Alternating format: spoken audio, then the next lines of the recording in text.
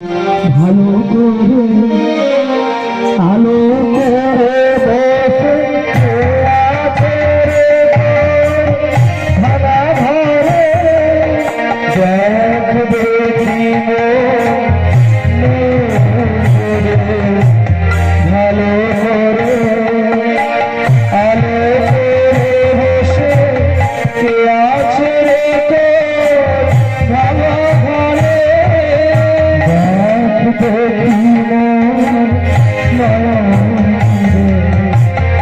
ভালো করে আলো করে বসে আছে ভাড়া ঘরে দেখ দেখি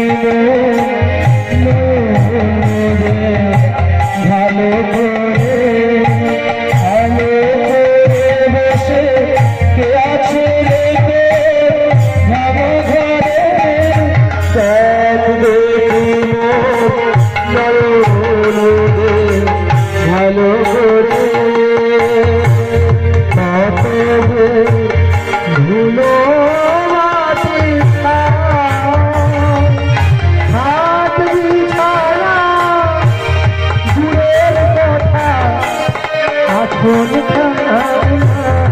করে ধুলো মাটি হাত বিছানা দূরের কথা আসন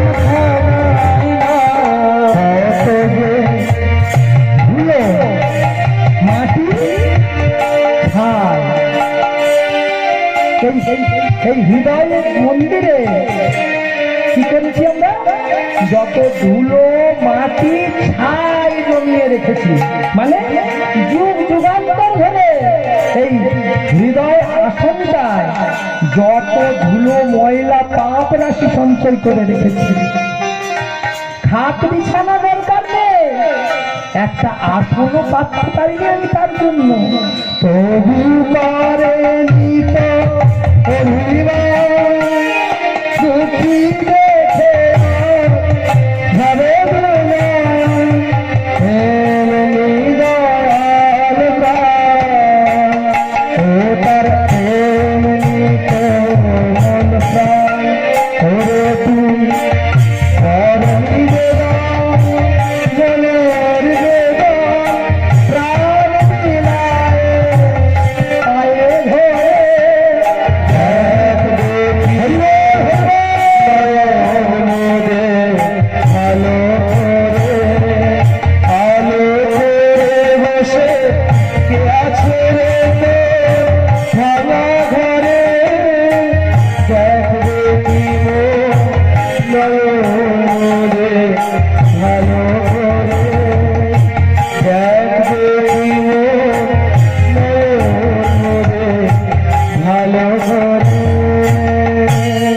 যখনই আমরা বিপদে পড়ি তখনই তার কাছে ছুটে যাই, তার কাছে গিয়ে যখন প্রার্থনা করি তিনি সেই প্রার্থনা মঞ্জুর করেন। ও বাবা, যখন সুখে থাকি তখন কি তার কথা মনে পড়ে? যখন দুঃখে থাকি তখন তার কথা আমাদের মনে পড়ে।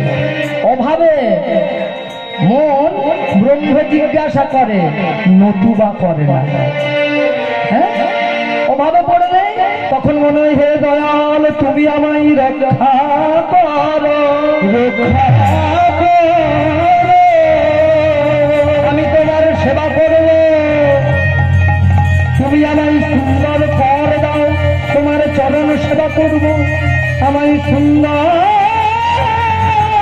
চরণ দাও, তোমার ক্ষেত্রে বিচরণ বিচরণ সুন্দর কর্ণ দাও, তোমার নাম শুনব, সুন্দর নয়ন দাও, তোমার রূপ দেখব। কি বাবা, আমরা প্রত্যেকেই বলেছিলাম কিন্তু যেদিন মাতৃ জঠরে ছিলাম সেই জঠর যন্ত্রণা সহ্য করতে না পেরে বলেছিলাম হে ভগবান আমাকে এই জঠর যন্ত্রণা থেকে মুক্তি দাও, আমাকে সুন্দর চরণ দাও তোমার ক্ষেত্রে বিচরণ করব, সুন্দর কর দাও তোমার চরণ সেবা করব, সুন্দর নয়ন দাও তোমার রূপ দেখব, সুন্দর সুজন দাও তোমার নাম শুনব। কিন্তু এই মায়ার সংসারে এসে সব ভুলে গিয়ে আমি আমার সংসার, আমার পরিবার পরিজন নিয়ে মত্ত হয়ে রইলাম। হাই রে অভাগা, সঠিক রত্ন ছেড়ে কাঁচের দিকে ছুটছিস। হ্যাঁ, যাকে ডাকার জন্য কৃষ্ণ ভজিবার পরে সংসারে আইল, কি বাবা তার ভজন করার জন্য সংসারে এসেছি, কিন্তু এখানে এসে কি করছি। তাই বলছে তবু করেনি তো অভিমান, দুঃখী দেখে ওর ঝড়ে এমনি দয়াল তুই প্রেম কুড়াবি, যা ছুটে যা, যেখানে কীর্তনের আসর আছে সেখানে কীর্তনিয়ার সঙ্গে কণ্ঠে কণ্ঠে মিলিয়ে বল হরি বল।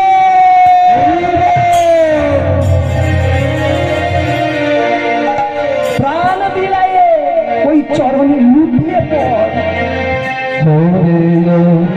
কাল সখানা কাল বেশে দেখার পুরাই মনস্কাম সখা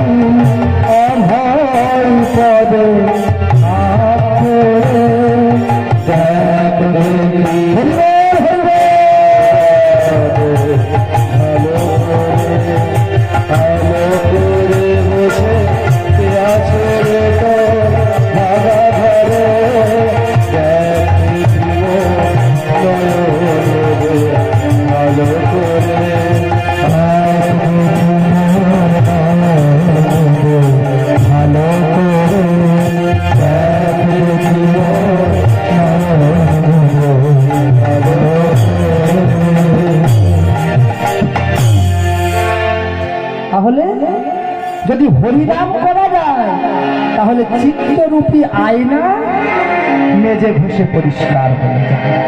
এটা হলো প্রথম প্রকার।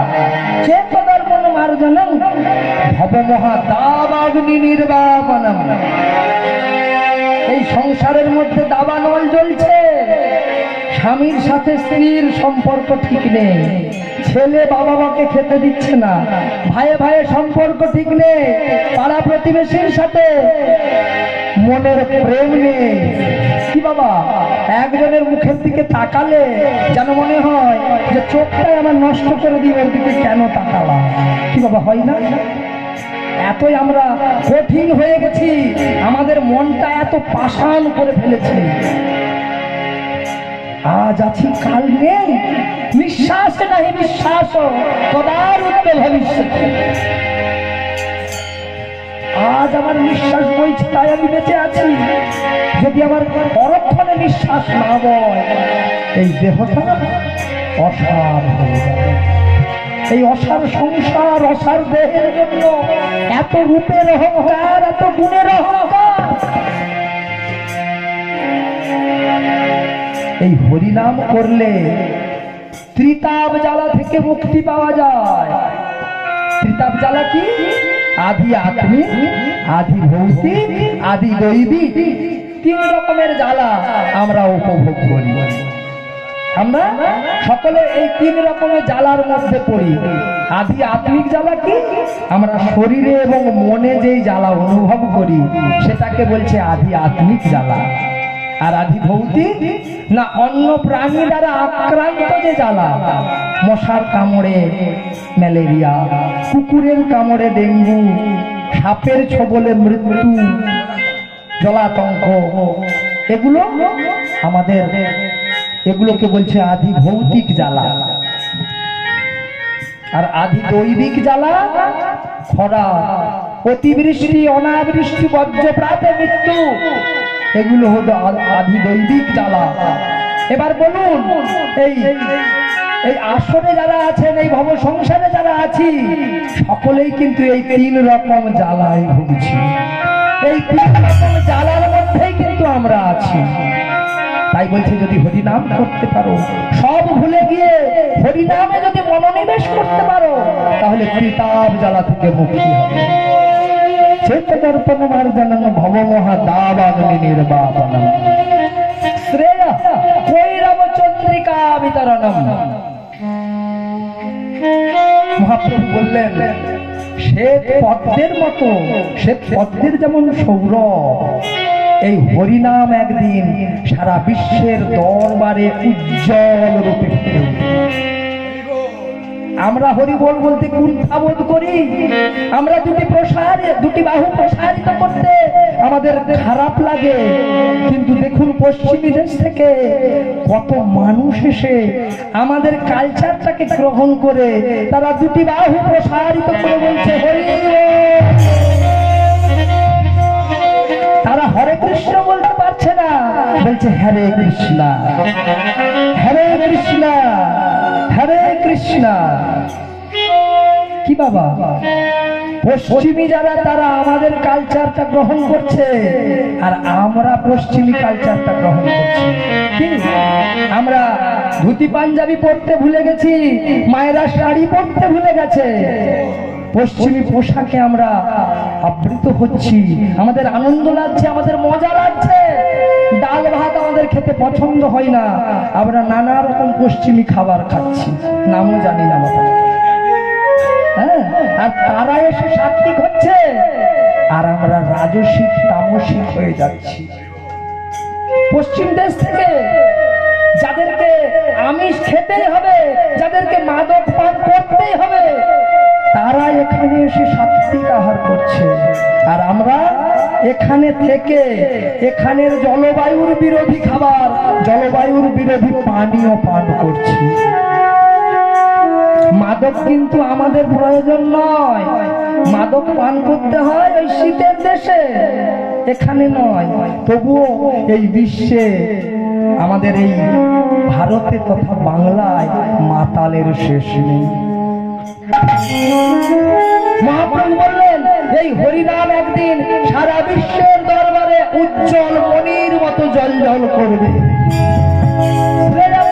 চন্দ্রিকা বিতরণম বিদ্যাবধূ জীবনম। বিদ্যারূপ বধূকে জীবন সঙ্গী করে পাবে। কি বাবা, আজকের দিনে লেখাপড়া করে MA pass, BA pass, graduate, master degree, PhD করা ছেলে মেয়ে ঘরে ঘরে ঘুরছে, কিন্তু তারা সঠিক শিক্ষায় শিক্ষিত হতে পারেনি। বাবা মাকে প্রণাম করতে ভুলে গেছে, শ্রেষ্ঠজনের সম্মান করতে ভুলে গেছে, গুণীজনের সম্মান করতে ভুলে গেছে। পথে ঘাটে বেরোলে বয়স্ক মানুষ ভয় পায়, আমার যদি কিছু হয়ে যায় কে দেখবে। একদিন এমন ছিল যার সাথে কোনো সম্পর্ক নেই, কিন্তু যেন মনে হয় সে কত আপন। সেদিন চলে গেছে, বাবা মাকে দেখে না, আবার বাইরের লোককে কি দেখবে। যদি এই হরিনাম করতে পারো, আমরা সংসারী জীব, কিচ্ছু করতে হবে না, মহাপ্রভু বললেন, হাতে করো কাম, মুখে বলো না। দিনান্তে একটিবার তুলসী তলায় দাঁড়িয়ে বাড়ির সকল সদস্যকে সাথে নিয়ে কণ্ঠে কণ্ঠ মিলিয়ে করে করো তালি দিয়ে সকলে মিলে যদি একটিবার বলতে পারো, ভজ শ্রী কৃষ্ণ, সবাই একসাথে বলবো, যত শ্রী কৃষ্ণ, লহ শ্রী কৃষ্ণ নাম রে, ভজ শ্রী কৃষ্ণ, যত শ্রী কৃষ্ণ নাম রে, ভজ শ্রী কৃষ্ণ, যত শ্রী কৃষ্ণ, লহ শ্রী কৃষ্ণ নাম রে, ভজ শ্রী কৃষ্ণ, যত শ্রী কৃষ্ণ, লহ শ্রী কৃষ্ণ নাম রে, যে জানাতি কৃষ্ণ ভজে সেহায় আমার